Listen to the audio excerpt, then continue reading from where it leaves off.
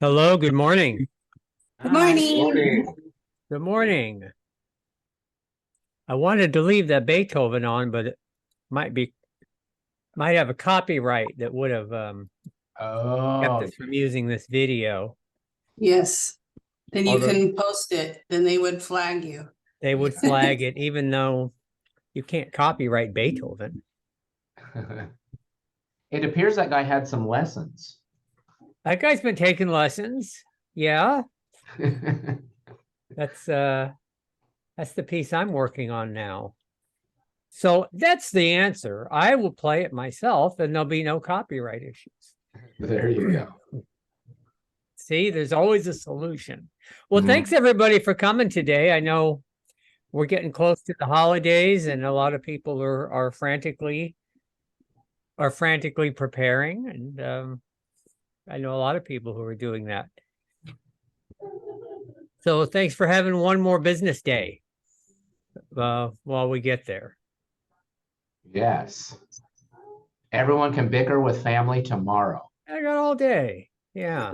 And beside a little alcohol helps too. There you go. Right. So welcome, November 22nd. Let's talk real estate and education for your aspirations. That's what we're here for. A little bit of education. All right. My message today is about, of course, the holiday season, and it affects the real estate industry in multiple ways. What we're going to start experiencing first thing in the morning. First, it's important to take time off for family and friends, and no one is saying not to do that. Take as much time as you want. Right. It's okay to set your business aside to a certain degree. Much of society is doing the same thing, which causes this traditional slow time at this time each year, not to mention the weather. The key is to not let your business shut down during this time. Now is the time to aggressively work your database to ensure that you have the business, that you will have the business in January. There's good news this week that your sphere of influence needs to know. The interest rates have been falling for 3 weeks in a row, and the projections for the immediate future are very good, especially for early next year. Here's a few thoughts to help you separate yourself from the competition. Great agents always stay with the basics of selling. They not only remember what got them there, they keep executing those same thoughts. So protect your database, as it should be bringing you a minimum of 35% of your total transactions and income.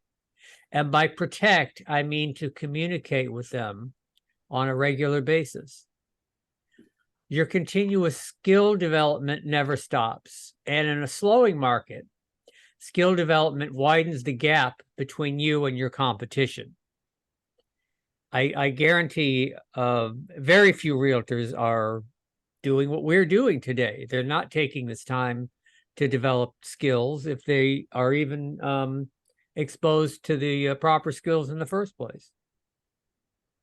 And work daily on strengthening your mindset, and displaying that strength when talking to a prospect can be the difference between why they chose you instead of somebody else.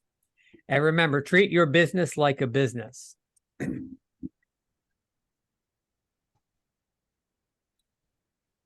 Let's have a look at our business. Let's do the first thing. What do we got for business? We have 37 listings.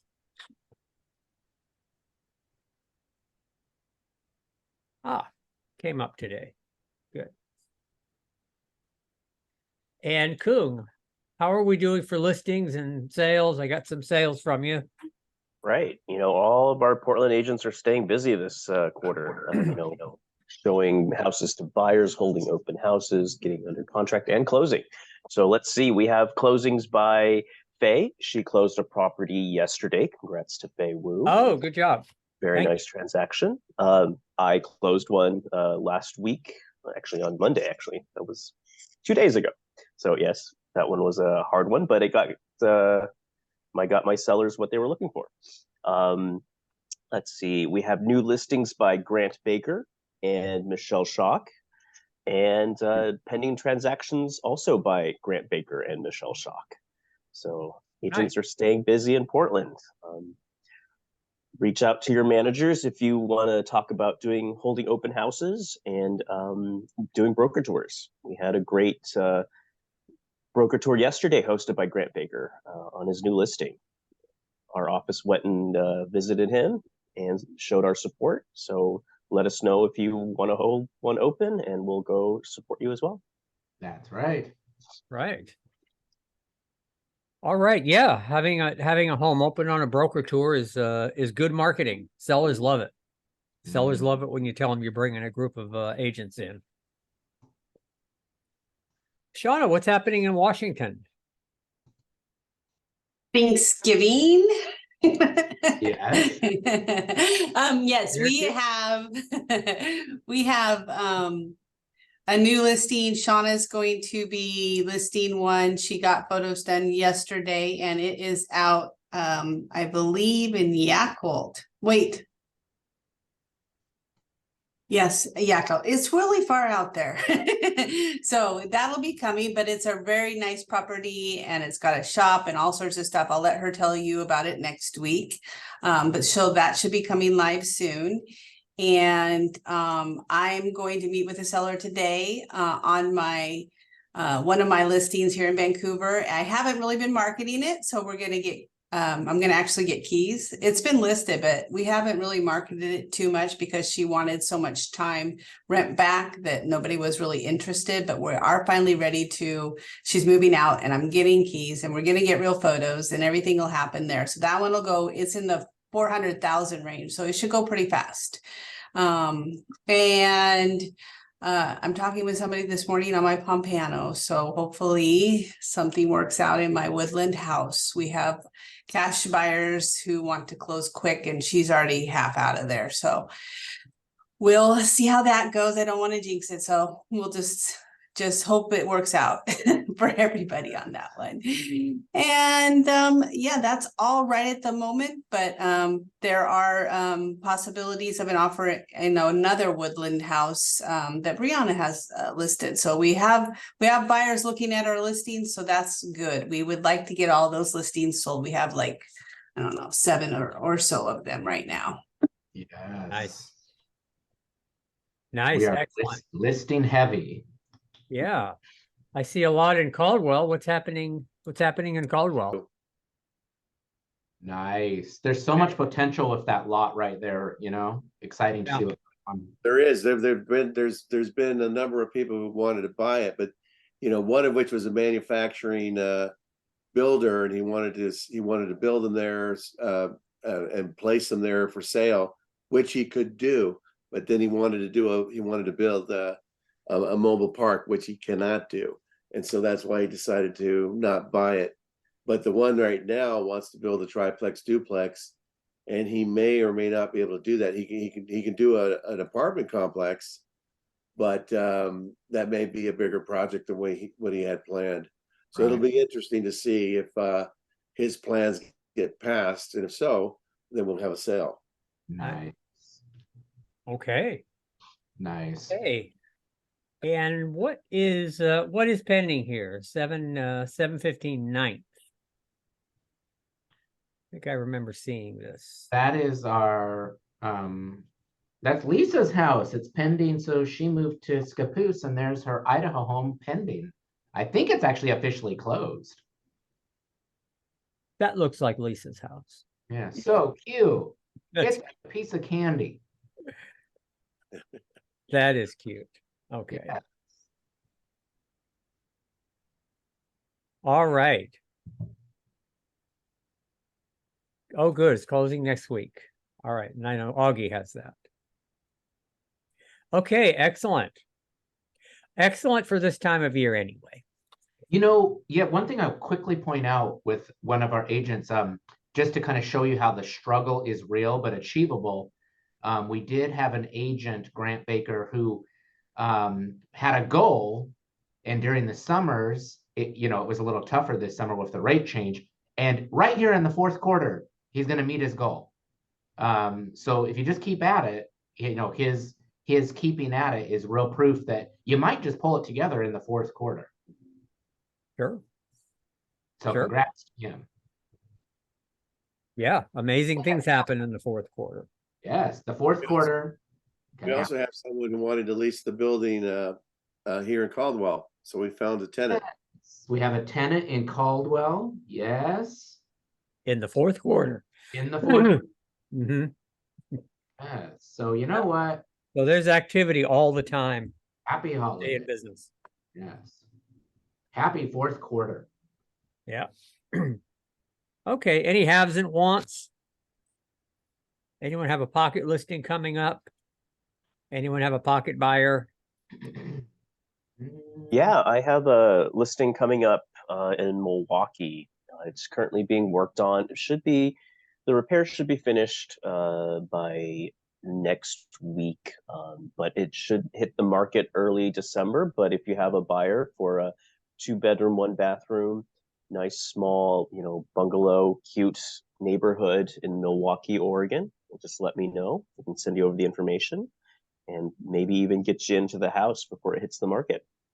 So if you have any buyers interested to move into that area of Portland, first-time home buyer, let me know.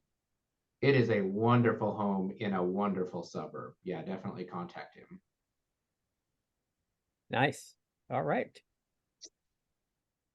All right. Let's see what else we have.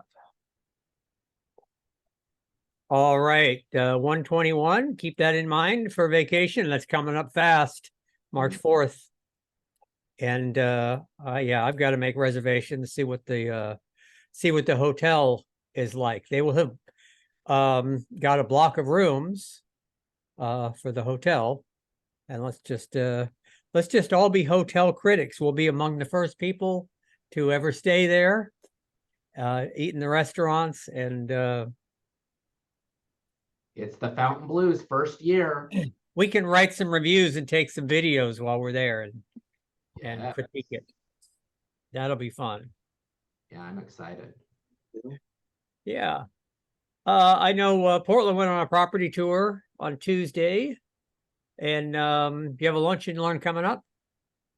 I do. It is next Thursday, the 30th at noon.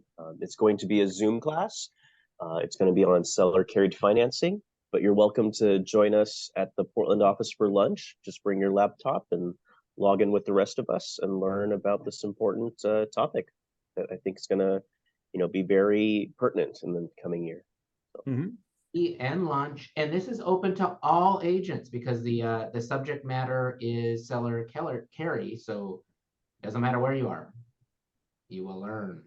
That's right, seller carries. We may be seeing more of that, and they are a bit complicated, and but people will be asking you about that, so everyone should know the basics on how to get started with that.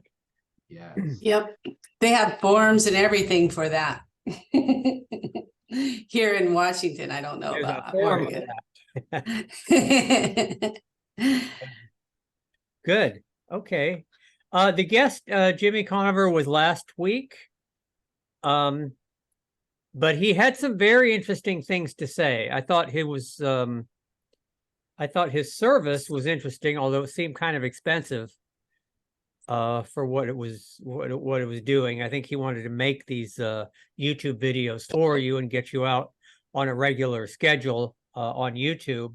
But if you want to see that, go to C21 North Star's YouTube channel and watch last week's again, or watch last week's if you didn't see it, because it was very informative. He talked for about 20 minutes. It was very informative on what to do with YouTube videos and the process of doing that. So that was worth it. Okay, how's the market? The news today is the third week in a row, as you can see in the chart. Third week in a row, they are dropping. And there was news yesterday. I was watching Bloomberg TV, and Lawrence Yun was the NAR economist. He was there, talking on the TV yesterday, saying that they should lower it, but that the Fed didn't. The Fed has decided not to make any more rate reductions until next year, I think was the gist of what he was trying to say, that they were in no great hurry to do it, even though things are all favorable and on track. But that's what we have, 7.44 today. And the rate of inflation, less than they want, but reasonable. It's a seller's market trending into a balanced market because of days on the market. Let's see, let's see what the Economist wrote today. Kuhn, what do they have to say? Yeah, they're a little snippet about the interest rate. Let's see what they said. Mortgage rates are showing signs of relief for home buyers. They have now dropped to 7.44 from 7.5 the prior week.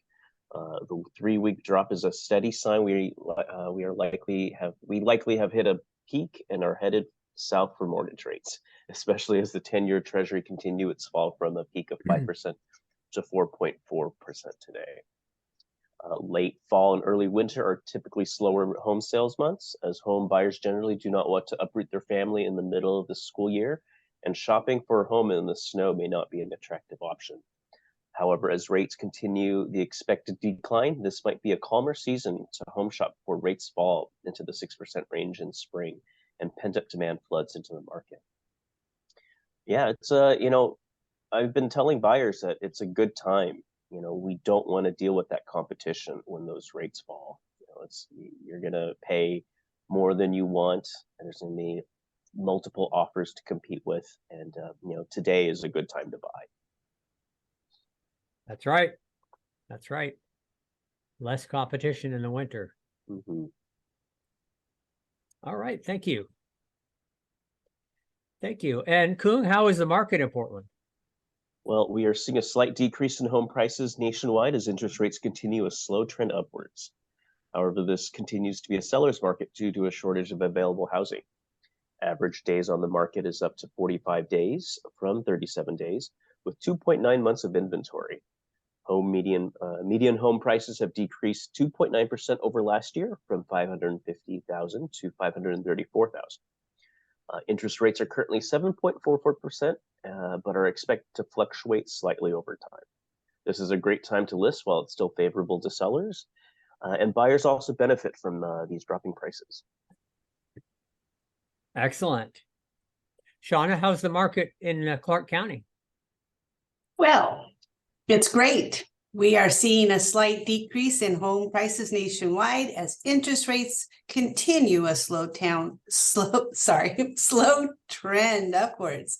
However, this continues to be a seller's market due to a shortage of available housing. Average days on market is up to 41 days from 38 days, with 2.8 months of inventory. Median home prices have decreased. They haven't. They've stayed the same at $525,000. Interest rates are currently at 7.44% and are expected to fluctuate over time. This is a great time to list. While it's still favorable to sellers, but buyers are also seeing a benefit from dropping prices. All right. And that is so true. Very true. They are kind of dropping right now, especially anybody who needs to sell right now. They're dropping their prices. Dropping their prices. Okay. Mm-hmm. Well, I think it's necessary. So in Cowlitz County, Washington, we're seeing a slight decrease in home prices as interest rates continue a slow trend upwards, although last 3 weeks it was down. However, this continues to be a seller's market due to a shortage of available housing. Average days on the market is down to 30 days from 34 days, and median home prices have decreased 2.7% over last year. The median home sold price in the area is $384,000.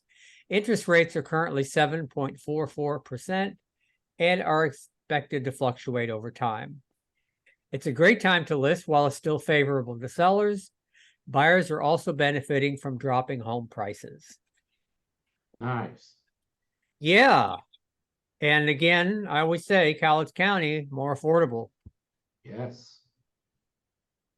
How's the market in Idaho? In Canyon County and Ada County, Caldwell, Idaho, we're seeing a slight decrease in home prices nationwide as interest rates continue a slow trend upwards. However, this continues to be a seller's market due to a shortage of available housing. The average days of the market is up to 36 days from 29 days, and the median home prices have increased 4.6% over last year. The median home sold price in the metro area is $475,000. Interest rates are currently at 7.44% and are expected to fluctuate over time. This is a great time to list while it is still favorable to sellers, and buyers are also benefiting from dropping prices. Great. Great, thank you. Still a little more affordable too than it Mhm. was. At least in Canyon County. Yeah, yeah, especially. Mhm. Especially. Don't know if we have a new video from social. Let's have a look. Yeah, click on social. They have the social playbook, which is a large PDF of notes on social. And Cheryl is having a weekly session, 9 o'clock. What is the day for social? Is it Tuesday? Tuesday. Okay. So if you haven't looked at that, that's a great thing to do. We're talking about some very basic things. And they have some quick videos there. Mostly on Instagram lately, what I've been seeing. Instagram's the thing, in case you didn't know. And we have an Accelerate coming up on the 27th. So now's the time to decide if you want to do Accelerate between now and Christmas. That's a great thing to do. So we ordered some calendars. Nick ordered some calendars for his sphere of influence, and I was very impressed with that process. Just went into Express Docs, and I won't do it now, but go into Express Docs. Now, if you haven't used that before, that's the printer that Century 21 prefers, and you can access it through, and you should always access it through 21 Online and the Productivity Hub, because it will then it will know who you are, and it will have your name in the drop down and all of that. So absolutely go in that way. And find the calendars if a calendar is what you want to do. It's what I always recommend as annual calendars. We're still doing that. And so we created, it's on a postcard. The front's the calendar, the back is a little message, and takes a little bit of work to get it formatted just right. And we had mailing lists, so we put those in there. So it cost $1 per card mailed. And it goes right out. I had a question about it, and as Express Docs always is, if you make a mistake, you can't do anything about it. Because when you call, they said, well, it just printed 2 minutes ago. It's like instantly sent to the printing press. Now, whether that's true or not, I have no idea, but that's what they tell you. Yep. Whatever it is, it already happened. So I was impressed with the price, and it was just very easy to do. So They are easy as long as you don't make a mistake. Yeah. So think about that, or holiday cards, whatever you want to do. But I think now is a good time to mail something to the sphere.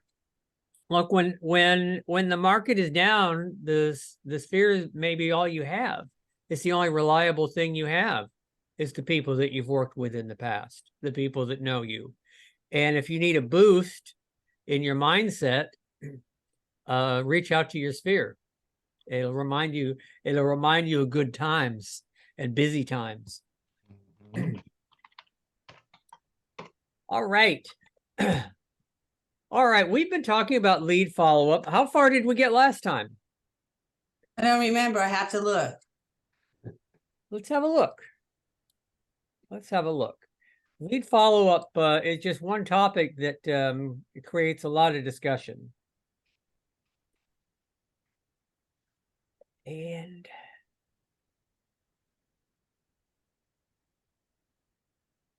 I think we got to here, actually. Yeah, because every time we get to this, it turns into a discussion, which is what it's for. Since you have 7 days to convert a lead, don't be afraid to be aggressive.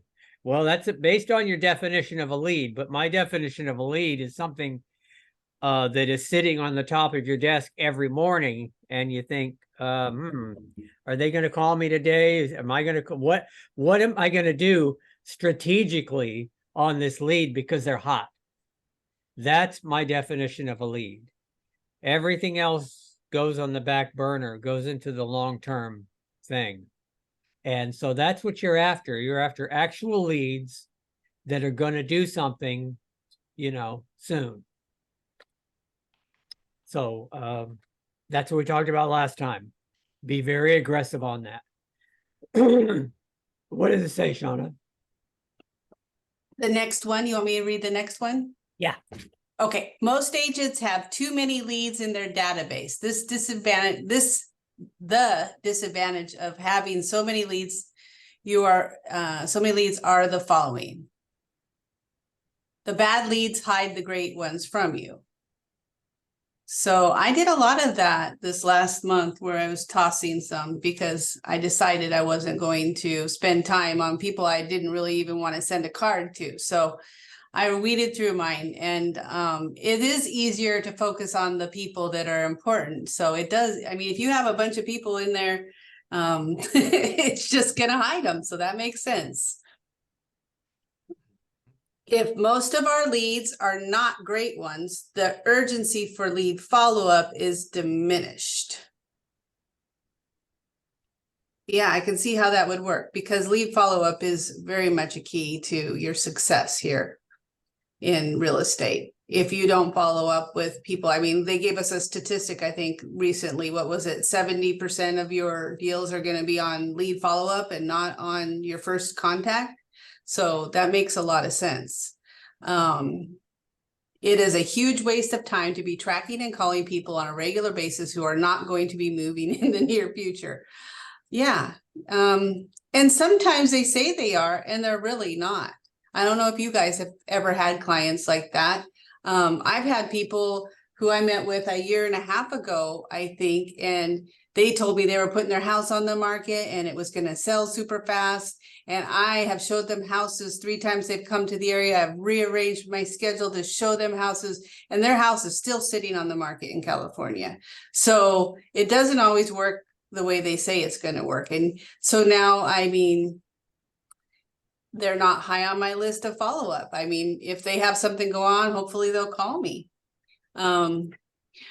Remember, you will get what you are looking for, either an appointment or a future lead. So yeah, if you are calling people just to say hi and not bother them, and if you don't have the attitude that you're calling them to get something such as a lead or to generate your business, then why? I mean, that's what you're doing this for, is you're trying to generate some business. And if these people are, because I have a lot of people that are in my database that are friends, and they're also clients. So, but they know that I do this for a living. They don't expect that I, work for free. They expect that I get paid for when I deal with them.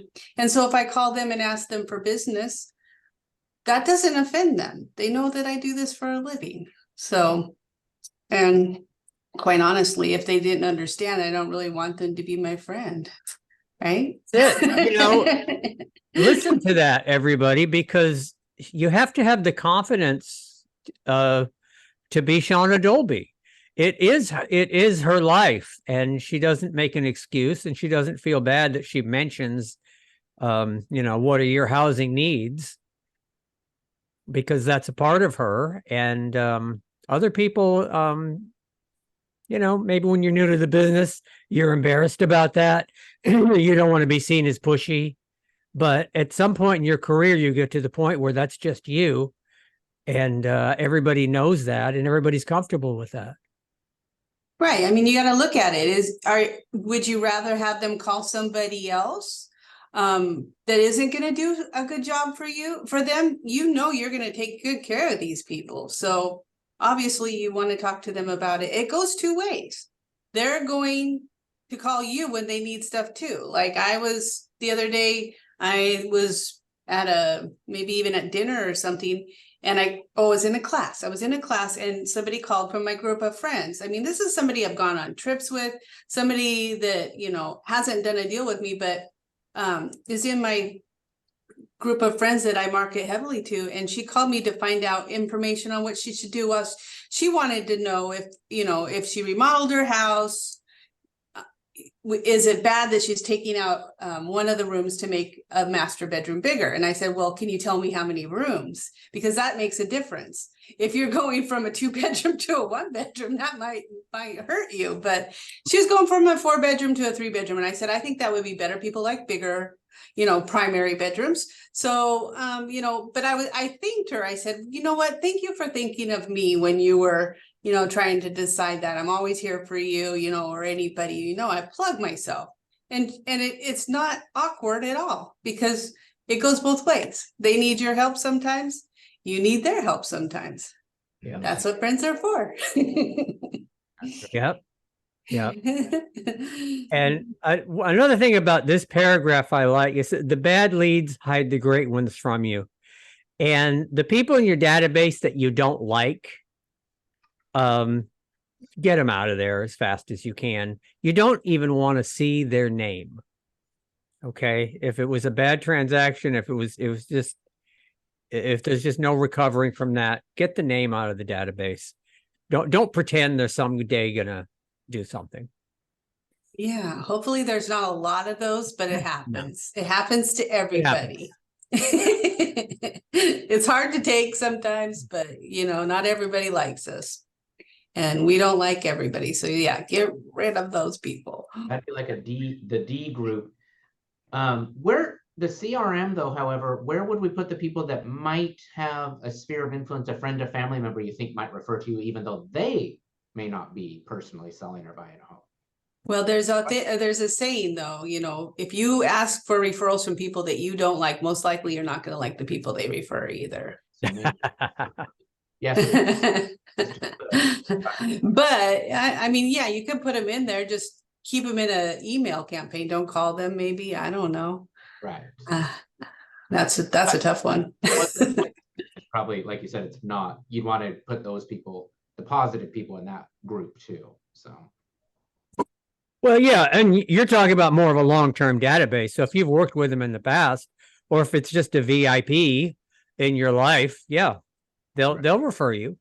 Anybody who will refer you should be in your database because it's past clients and your entire sphere of influence.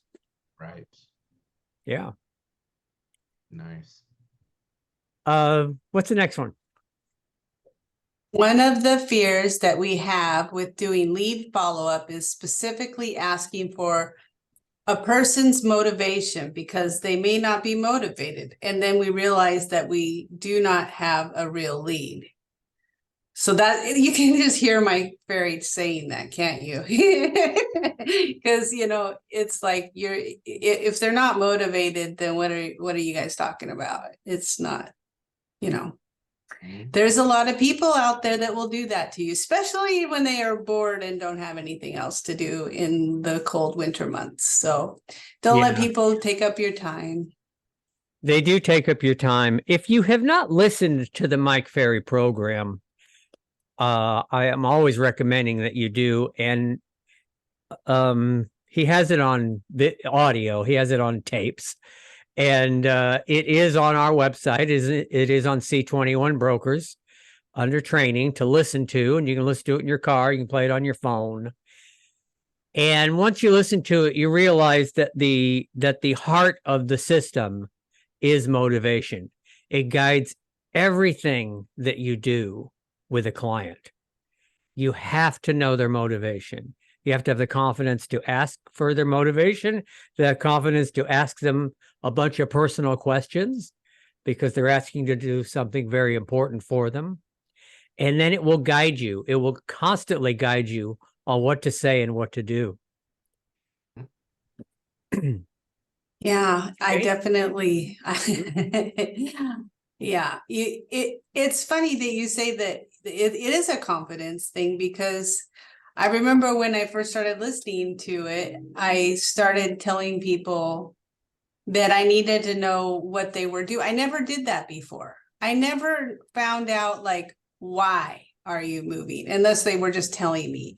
But I would say, where are you going? How are you getting there? Why are you doing this? I need to know these things so that I can help you better. And it actually ended up helping my connection with that person. I think when they know that you actually care about what they're doing, and you need to know it so that you can do a better job. If you don't know what they're doing and why they're doing it, it's going to make it hard for you to decide how aggressively that they need to price all those things. I mean, they get to make the choice, but if you know those things, you can present, this is the price that you might want to start with if you didn't have to hurry.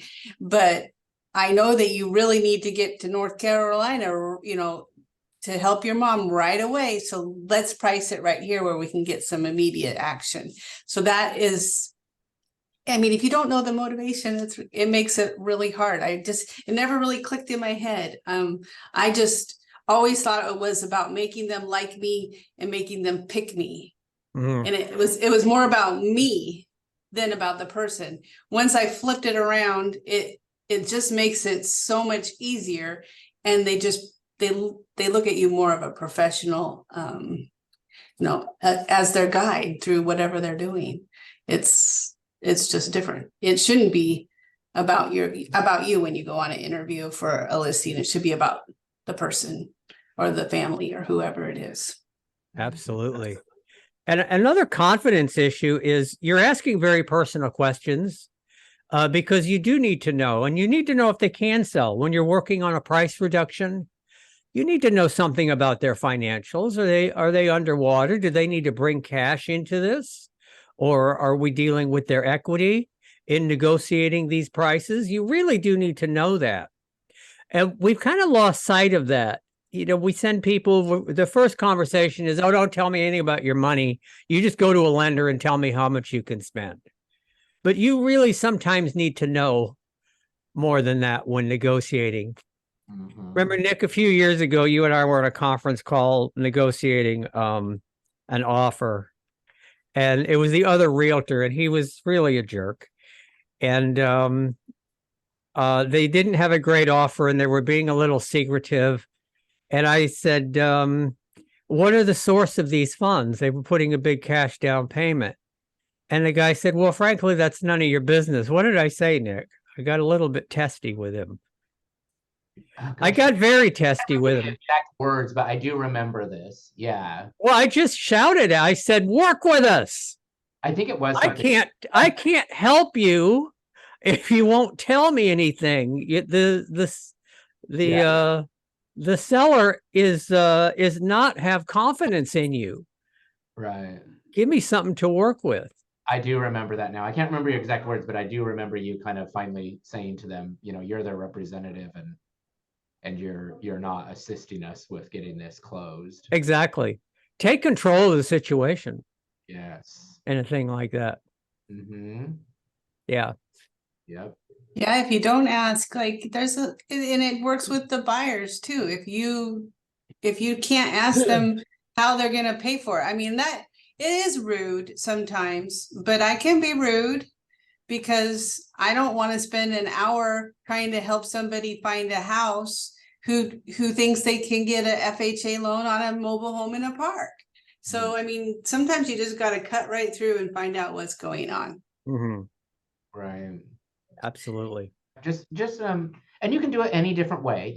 John and I had a tough time with that person. I would say quite often, if you're just more politely frank, you're gonna get somewhere with it, you know. Oh, he said, it worked. He said, I got you. I'll get that. I think, yeah, as I recall, everything ended up getting wrapped up. Yeah. But when you're paying cash and they want to know the source of the funds, don't tell them it's none of your business. Right, You're not going to sell a house that way. right. Proof of funds, Proof of funds is important. even What's cash. next? Yeah. Well, the next thing is, what is your job? The definition of your job. Your job as an agent is to generate leads, convert leads, and go on appointments and close deals. Which brings us 100 deals faster than, and make us more money. Okay. But yeah, definitely that's our job. And sometimes if you're working, if you have somebody you're working with, if you have a partner or if you have a team, you can pick the things that you're good at and do those and assign those other things to other people. So, but if you're not good at something and you're solo, guess what? You gotta get better at it, because those are the 3 things that you have to do your job. Nobody's just going to come up to you and hand you things. Here's some leads. It doesn't happen. We have to go get those leads. And the funnest way to get leads is just to go out and be with people and, just promote yourself to your sphere. It's a fun way. Like, instead of just calling your database, some of your favorite people, you could call them and say, hey, can I take you to coffee? Spend some time with people, go to those events, go to those Christmas parties, go to those holiday parties, rub elbows with people and let them know that you're out there working in real estate. Right. Okay. Great excuse to go to parties.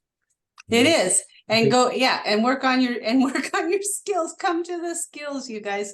We've got lots of good stuff. It's not just reading scripts. We go over things. I mean, every week I'm trying to find some new nuggets for you guys, and I found some really cool stuff on 21 Online. I figured out how to put my testimonials on there. I can help people do that. If you want to show up to our skills, you can put your testimonials from Real Satisfied on your Moxie website.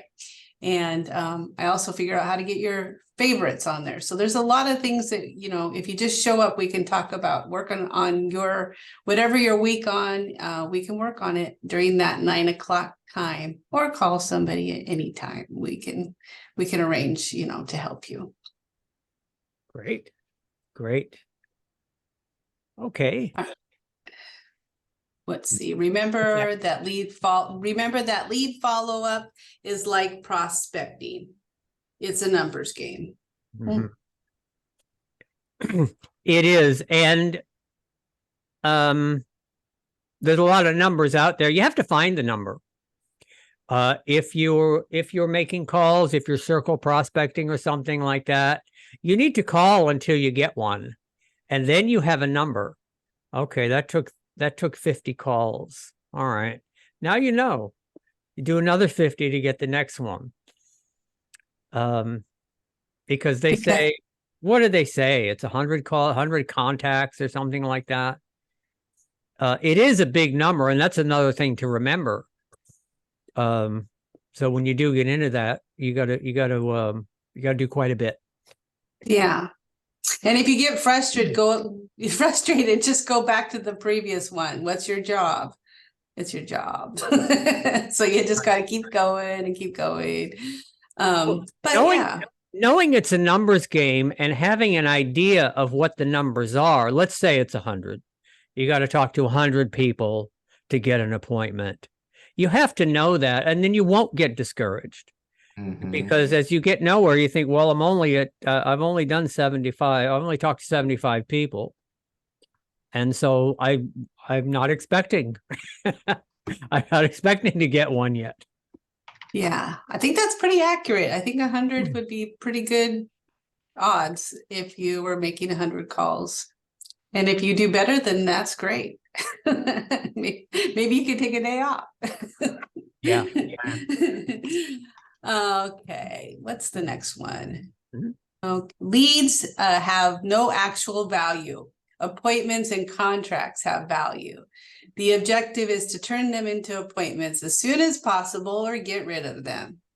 Sounds kind of a little bit redundant, but it's important that you focus on the end goal is to get that lead turned into a appointment that you're going to get a contract signed. Mhm. Mhm. And what is Always, what was that? I'll go on. Always look at the following question carefully. Is my mindset managing leads or going on appointments?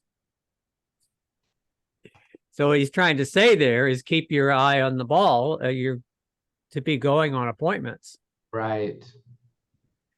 Yeah, you're to use you want to use a 5-point listing system, and you want to know it so well. You're just itching to get out there.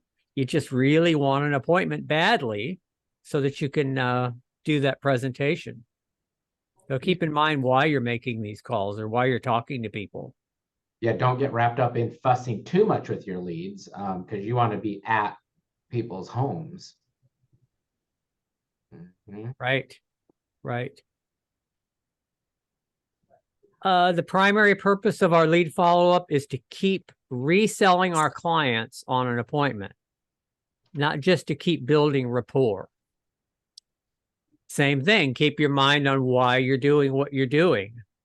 And building rapport only goes so far. You need to remember that that you're trying to get an appointment at all times. Yeah, focus on what they need, and that's what you need to get done. Is it's either selling their house or helping them buy a house. That's usually what we're doing here. Yeah, well, yeah.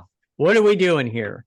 We're building rapport. Well, I already got friends. I got plenty of friends. Yeah.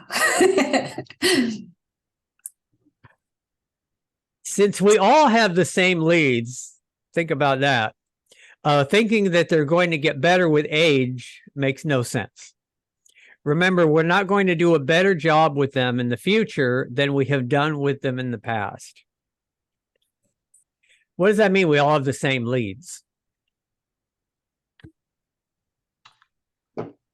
I think it means if a person is going to sell a house, if a person wants to sell their house, they're not keeping it a secret. They're telling everybody they're going to sell. Yeah, they might even be interviewing 3 agents. Yeah. Or there might be 3 or 10 agents out there who've heard about these people who are looking to sell. So that lead is out there. That lead's out there. You've got to close it with some urgency. So get better with age makes no sense at all. Yeah, we have an agent who her nature of her business will attracts real estate agents. Let's just put it this way. When you know that there's a estate sale going on, you're gonna know that they're probably gonna sell their house pretty soon too. And as soon as that estate sale list, there's going to be a whole bunch of agents there ready to pounce on it. So her motto is now to aggressively go for that listing prior to it going live on the sale. So that coming soon works really well for her. So she's got the contract signed already, does the estate sale, then it goes live on the listing. And I think that we've got that lined up pretty well for her. So she changed the order. Yep. Mm-hmm. Take some of the competition out that way if their contract's already signed. So they don't get better with age. They slip away. You gotta get those leads now, not tomorrow or when the time seems right. It definitely it's urgent. Yeah, it's urgent. It's urgent. And leads do not represent security. They're names on a piece of paper that need to be called. Yeah, that's something to fall into, especially with the internet. If you know, there are other market conditions where people buy leads on the internet, and they know they're going to get a certain amount, or they're getting a steady stream. And look, you can get 100 leads a month. They're worthless if you don't work them aggressively. They're absolutely worthless. Yeah, some of the leads that you get, they've hit like 4 or 5 websites all at once. If you don't call them right that minute, you might have missed out. Yeah. You hear about that all the time. Mm-hmm. We overprotect our leads by putting them into computers and elaborate systems rather than calling them every day. That's a good point. Just putting it in the computer and putting it on an email campaign when there's still a hot prospect is not the thing to do. I mean, you do it and then they'll get an email, but if they're still contemplating it, I would call them every day. Yeah. It's not a lead follow-up. It's, I mean, it is, it's not like a past client follow-up. It is a let's go follow-up every day. I like that. It's a good way to look at it, because they might just talk to somebody and then, oh yeah, my brother is a real estate agent. You should talk to him. Yeah. We do. I'm part of a meeting. There's a group of agents in Washington who are working leads that are paid. And since they're paid, they're paying very close attention as a group on what to do with every individual person. Did we reach out to them? Did we make contact? What are we going to do next? And they kind of brainstorm that on every single lead, just to make sure that they've looked at it from every angle and made every possible approach to keep that lead, to see if there's anything going to come out of that lead. And you do that when you pay for the leads. And if you've never paid for leads, it's something to think about, because you treat those leads very differently than one that you don't pay for. You try to, you try to get everything out of it you can and work it very aggressively. And we'll just do one more. And our goal is to call every lead at the exact moment that they're thinking about making the decision to sell their home. The more leads I have choking my system, the less chance I have that I'll be calling them at the right moment. So again, get rid of the bad leads. Okay, any more comment on lead follow-up today? Go do it. Yeah. Yeah, just do it. And so parting words would be the holidays, where most people are going into a 4-day weekend. That's a great thing to do. But think about the future. Think about what you're going to do in December, and think about what you're going to do in January. Now, imagine this scenario. January, February, March, the market conditions change a little bit more favorably, and the floodgates are going to open. All of this pent up need to move is going to be released, and it potentially going to be a very busy first quarter. Mm-hmm. So keep that in mind and prepare for that right now. Go ahead and take the Accelerate class in preparation for that. Send out your mailing right now. Today is the day to send out your mailing, or first thing Monday morning, if you haven't done that already. And get all those things in the works so that you have a successful business next year. Thank you. Have a great week. Have a great holiday, and we'll see you Monday. Bye. Thank you. Have a great day, everybody. Bye. Bye. Happy Thanksgiving, everyone. Happy Thanksgiving. Happy Thanksgiving. Thank Hey, you. John, I sent you the Have a document. wonderful holiday. Bye. One